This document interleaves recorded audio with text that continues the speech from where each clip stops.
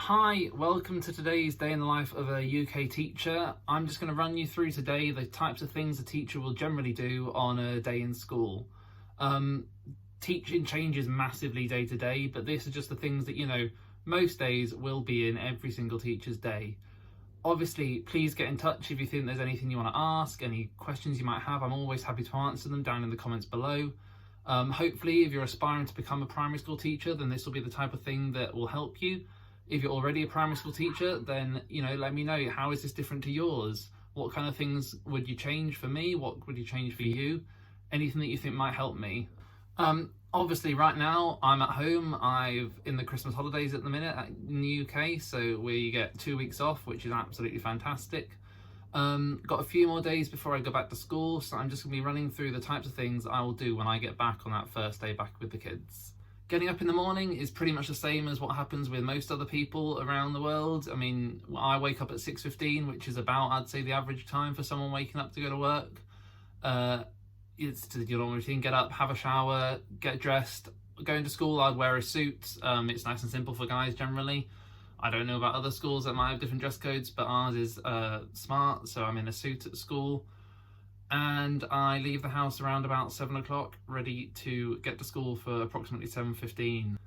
I've got quite a short commute, so it's quite easy to get to school, 10-15 minutes at the worst. Obviously, if your commute's a lot longer, you might have to set off at different times, but it all depends on what school you're at. A lot of the teachers near me, some come in for about the same length of time, others take up to 45 minutes to get in on a bad day. So it's entirely dependent on the school you're applying for, the school you're at, and what distance you might be covering. The most important thing for me in the morning is I try and make sure I get time to have breakfast and I have time to wake up slowly. I am an awful riser in the morning. I do not like rushing out of bed and rushing out the door. It makes me feel like it's going to be a bad day from the get-go. So I make sure I get up and I have a good hour at home to wake up nice and slowly, get out of bed, have a shower, just make sure I do all the things I feel like I need to do to get myself ready for the day. I aim to get to school for about 7:15, so I have about an hour and a half before the kids get into school, which gives me the amount of time I need to get myself set up for the day. Obviously, for some of you that aren't teachers, that might sound like a lot of time. For those of you that are already teachers, you'll know that that's probably about the same amount of time as what you guys have when you get to school. Again, different teachers work differently, but I like getting a lot of my work done in the morning and getting set up for the day in the morning, so I have in my head what we're going to do that day.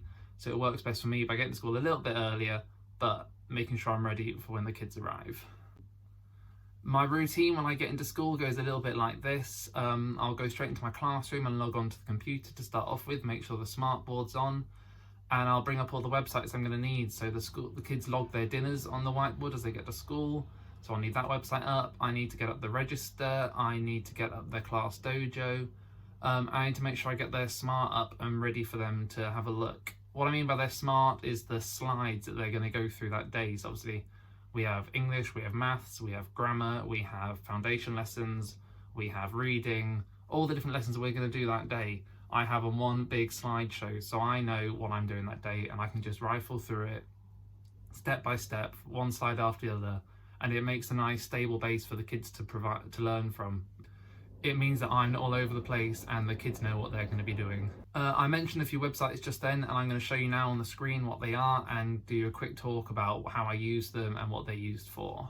So this is Class Dojo. I use this for giving out the kids awards. So when they do something good, they get a dojo for being on task, for putting their hand up, for answering a question right, for putting in loads of effort into a lesson.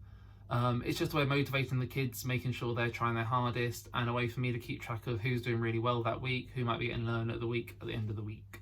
My school uses a website to do their register. Some people use online software, some people use software you can download, some schools still use paper. Again, it's different for each school, but our school uses just about everything online now. So it's a website that is great when it works, not so great when the website crashes, but then we just get the paper registers out just like normal. We also use an online software for the kids to log their dinners. So as they come in the morning, they'll have their morning task out on the tables and they have to put their dinner down on what they want to eat that day. Again, this is something quite simple. As soon as the kids are ready and practicing doing it, it's the same in every class, so they know what they're doing by the time they get to my age group. It's just a case of making sure they all remember to do it, and sometimes making sure I remember to check and catch up those that might come in late or through the back door. Once I've set up my computer in the classroom, I always make sure I go and sit in the staff room with my laptop. This makes sure I'm connecting with the other teachers and building up good relationships with them. And to be honest, at my school, the staff room is a whole load of fun, so I enjoy doing my work in there in the mornings with the other teachers. I'm quite lucky to have a good staff where I work and to get along with them all really well. So that is brilliant for me and for the rest of the teachers. We all have a great bond. So we sit and we talk about the day, talk about what's going to happen, generally have a bit of a laugh, and we make sure our lessons are ready for the rest of the day. Might do some printing off for some sheets, photocopy some work if we need to, and get set up. I just quickly mentioned printing and photocopying, and as a teacher it's something you'll always try and avoid, but you'll also end up doing a huge amount of. While you're a teacher, you need to provide work for 30 different children in your class on average. That's how many I've got in mine. And so you need to make sure you are getting them the best work you can. And often this is stuff you'll find online, stuff your other teachers will tell you they've used and has used well. Websites like Twinkle are absolutely amazing that you can use. I'll link that down below. Obviously, if you're already a teacher, I'm sure you will have heard of it already. So yeah, printing, photocopying, you will do lots and lots and lots of it, but do your best to keep it exciting, keep it interesting. If you do have to print and photocopy, then I would just say think about the other teachers. If you have to do loads of it, try and do it at a time when you know other teachers aren't going to be around having to do it themselves as well. The final thing I'll do in a morning is only something I'll do every now and then, is prep for assembly. At the minute at my school, I don't take a lot of assemblies. The head teacher will do most of them. And so I will just have to prep the odd assembly when I have to do them every 3 or 4 weeks. I really enjoy doing assemblies. I think they're great fun. They're a great way to get in front of all the children and make sure they all know who you are and what you're like, especially as a new teacher. So I think if you ever get an opportunity to do one, absolutely jump for it. The first one's the worst one. After that, you'll be flying. But yeah, it's just a case of prepping for assembly, making sure the songs are ready, making sure you know what you're going to be talking about, and everything's set up in the hall, chairs, benches out in the correct places. Once all our prep for the morning's done, then it's just a case of making sure you're ready in the classroom for the kids to come in, and I've got their morning work all set out, ready for when they walk in. Sit down and get on as soon as possible so they're focused and they're having a nice calm start, ready for the rest of the day. So generally just before 9 o'clock at most schools, the kids will walk in. This is the chance for them to get in, get settled, have a chat with you, see how you're doing, see how they're doing, and make sure they're all ready for the day.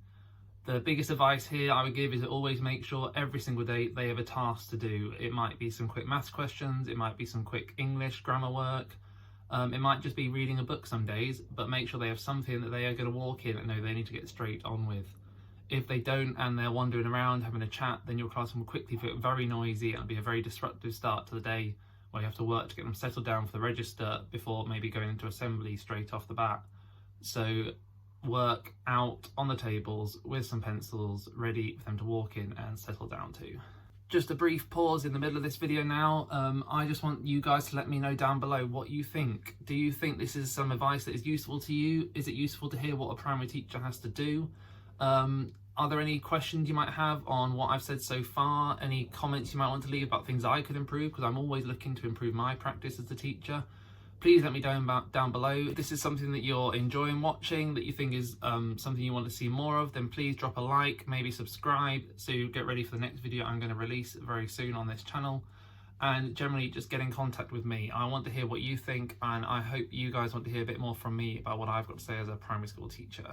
So once the kids are in, then the day generally goes at my school like this. We have assembly first thing in the morning before we have our English period. After English, it's break time for 15 minutes before they come back in for maths before dinner. Dinner, it lasts for 45 minutes, and then in the afternoon we have foundation lessons before the kids go home at around about 3 o'clock. Saying it like that, it sounds very, very simple and very easy. However, once you break it down and look at each individual lesson, you'll see there is a huge amount you have to fit in that time. I'll be releasing a video soon that goes into each individual lesson a lot more in detail, and to show you what type of things we have to include, where we get our work from, how you know what you're going to be looking at, and all sorts of things that I really wanted to know when I was first becoming a teacher, and wanted to hopefully help those people that are looking to become teachers understand what they're going to be doing. So once the kids have gone home, probably one of the most important parts of the day as a teacher starts. That is their marking.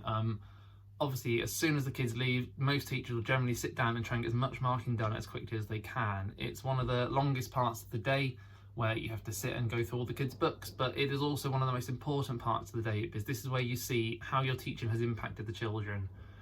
You'll see which children have got a great understanding, which ones might need some catch-up work to make sure they get to the right point they need to, and you'll also see which children might need to stay in a little bit longer to have a little bit extra practice with you. The other things that happen after school are things like after school clubs. So there's all sorts of clubs you can run as a primary school teacher. Hopefully your school gives you a good idea of what type of things you might want to do. I really enjoy running after school clubs. I think they're another great way to get to know the kids in different year groups. And hopefully when you become a teacher, or if you're a teacher already, you'll be running one and getting to know all the children. The other thing that you'll be mainly focusing on after school is your displays up in your classroom. These displays are what display the kids' work. They might be working walls, which will help the kids with the topics they're studying in English and maths. They might just be pictures of the kids doing some work, showing them actively engaged in the topics you're doing in Foundation. These are all really important to make the classroom a happy atmosphere and make it colourful and exciting for the children to be learning in it. And so focusing on your displays after school is one way that you can really engage the children in your classroom. The time a teacher goes home changes massively. My school shuts at 6, so I'll always leave at 6, though I will occasionally have to take some work home on a laptop with me to make sure I get it finished off, ready for the next day. I know there's other teachers that try to leave earlier than that. There's other teachers that try to leave later than that. Again, drop a comment down below and let me know what your general routine is, or what if you think that is quite late or quite early for a teacher to be leaving. So that is a day in the life of a UK teacher. Hopefully it shed a bit more light on it. I know when I was training to become a teacher, I had no idea of all the different things that are involved in being a primary school teacher in the UK. And so if you're looking to become one, then this should help you a bit in what type of things that you'll be looking at. As I said, if you've enjoyed this, then leave a comment, drop me a like, please subscribe to see what else I'm going to bring out on this channel, and hopefully get in touch with me and talk to me about what you think, what type of your views are on teaching. Anything you want to ask, then I'm more than happy to do my best to answer, or have a research and get back to you.